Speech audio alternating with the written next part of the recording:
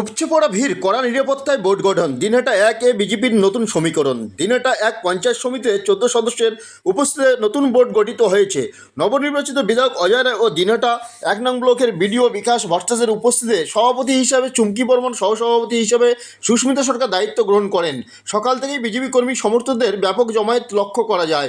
আইন শৃঙ্খলা বজায় রাখতেই মোতায়েন ছিল পুলিশ প্রশাসন এবং কেন্দ্রীয় বাহিনী। তাছাড়াও এ প্রসঙ্গে কি বললেন বিধায়ক, শুনুন। দেখুন, আপনারা জানেন যে ইলেকশনের ফলাফলের পরে এই পঞ্চায়েত সমিতিতে না তো কোনো কর্মাধ্যক্ষ না পঞ্চায়েত সমিতি, তারা কেউই আসছিলেন না এবং পরবর্তীতে পঞ্চায়েত সমিতি এখান থেকে রিজাইন দেন, যার ফলে এখানে সাধারণ মানুষের যে পরিষেবা সম্পূর্ণভাবে ব্যাহত ছিল।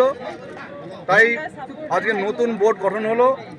আমি মনে করি যে বিগত দিনে যে পরিষেবা পেয়েছে, যে দুর্নীতির পরিষেবা, তা আমি মনে করি যে আগামী দিনে এই পঞ্চায়েত সমিতি ভালো কাজ করবে, সাধারণ মানুষ ভালো পরিষেবা পাবে। দাদা, কতজন সদস্যের উপস্থিতি আজকে হলো সম্মতিতে? আমাদের 14 জন এখানে সদস্য মিলে ছিলেন। সকলেই পঞ্চায়েত সমিতি সভাপতি এবং সহকারী সভাপতি দুজন আজকে নির্বাচিত হলেন। আমাদের চুমকি বর্মন এবং আমাদের সুস্মিতা বর্মন সরকার দুজন।